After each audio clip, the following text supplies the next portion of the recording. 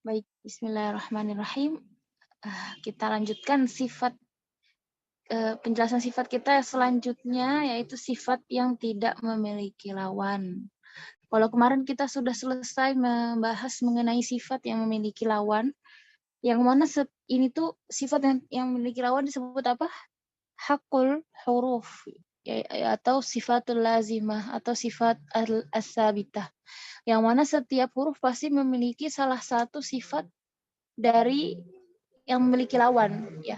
Kalau contohnya misalnya kalau dia punya sifat izlaq, berarti dia nggak punya ismat. Kalau misalnya dia nggak punya sifat ismat, berarti sifatnya izlaq, ya begitu seterusnya. Atau dia punya sifat syiddah, berarti dia nggak punya sifat rokhawah atau tawassut. Ya, jadi pokoknya setiap huruf pasti punya 5 sifat yang memiliki lawan, ya. Pasti itu. Makanya disebut sifat yang wajib, yang lazim. Pasti ada. Tapi kalau sifat yang tidak memiliki lawan ini, tidak semua huruf punya, ya. Makanya dia disebut mustahakul huruf. Tidak semua sifat punya dan nggak mesti selalu ada, dan juga hanya ada di huruf-huruf yang istimewa. Ya, misalnya dia punya kelebihan, dia punya sifat tambahan, yaitu sifat yang tidak ada lawannya. Jadi dia istimewa. Nggak semua huruf punya sifat ini. Pokoknya semua huruf itu punya sifat. Paling minimal itu 5. Ya, paling minimal itu 5. Jadi kalaupun dia nggak punya sifat yang aridoh, yaitu sifat yang tidak memiliki lawan, nah berarti dia punya sifat 5 sifat yang memiliki lawan, ya. Taib. Kita lanjut pembahasan kita mengenai as-sofir. As-sofir adalah di sini dikatakan as-sofir huwa hiddatun fis sautil harfi. Hiddatun apa? Fis sautil harfi. Itu maksudnya ketajaman suara dari huruf. Ketajaman suara dari huruf. Hiddatus saut. Ketajaman suara dari huruf. Tansha'u min mururihi fi majra dayiq. Tansha'u an mururihi fi majra dayiq. Yang muncul karena melewati tempat yang sempit. Ya, dia muncul karena melewati tempat yang sempit. Nah, bisa diperhatikan gambarnya. Sempit kan? Ya. Dia keluar cuma di celah-celah antara gigi seri atas dan gigi seri bawah. Gitu, ya. Sama halnya kalau kayak trompet, enggak. Trompet juga seperti itu enggak? Suaranya keluar dari celah kecil. Atau kayak suling. Suling-suling, ya.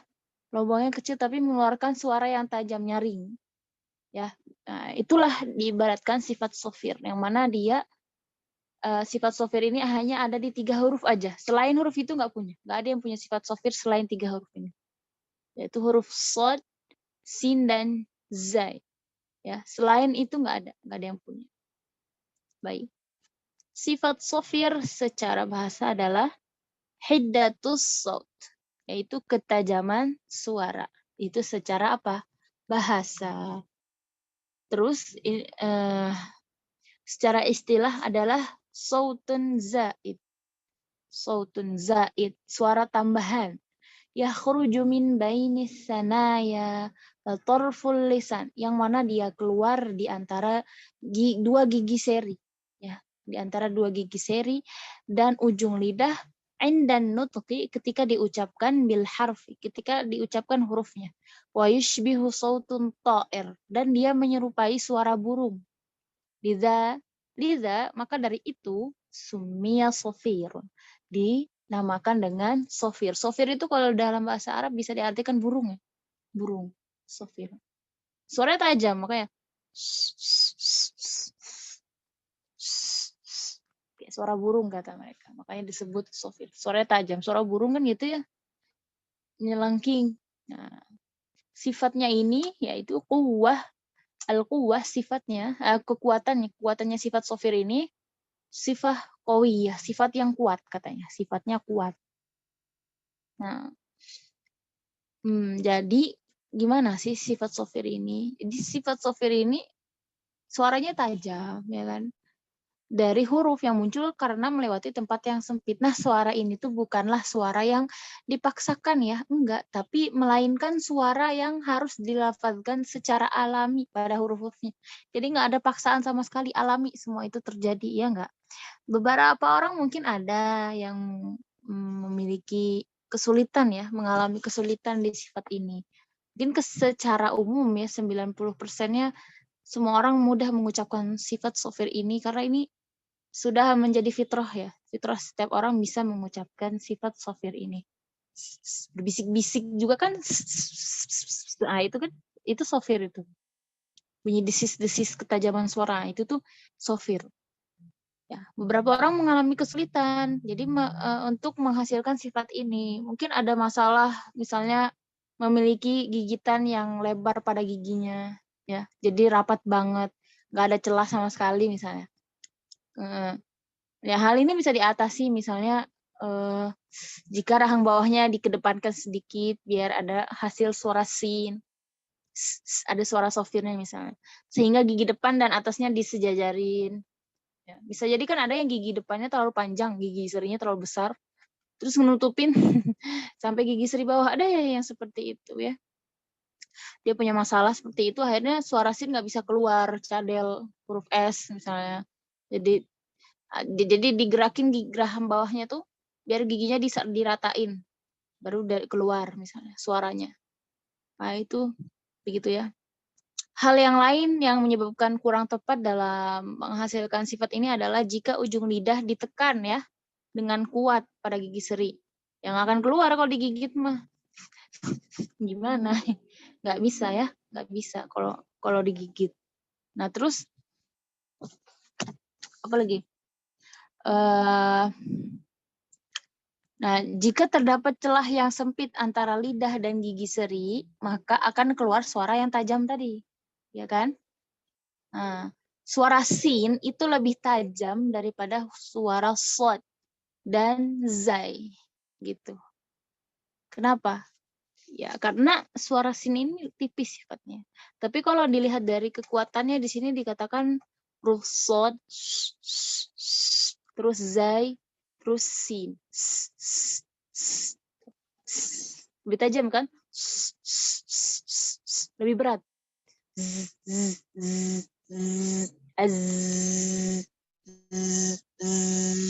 Nah, gitu. Nah, jadi kalau huruf shad dengan sifatnya ada isti'ala, itbaq. Jangan begini. Asyirata misalnya. Ihdinas sirata, baca yang seperti itu. Kesleo antara huruf, percampuran antara huruf apa? Shad dan shin. Nah, itu salah ya. Jadi dia berdesisnya di ujung. Bukan apa?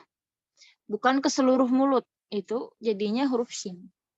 Kalau huruf zai dia sifatnya jahar, jelas, bukan hamas. Jadi bukan, kalau misalnya sifat hamas, sifat jaharnya hilangkan, udah persis jadi kayak huruf sin karena sifat mereka ini sama. Cuma bedanya di hamas sama jahar. Nah, kalau huruf zai ditambahin hamas nanti hilang huruf jaharnya, jadi sin berubah. Contoh ya, misalnya kecampur sama hamas sifatnya sin. Jadi iza zulzila, salah. Zulzila ada anginnya. Salah. Harusnya zulzila iza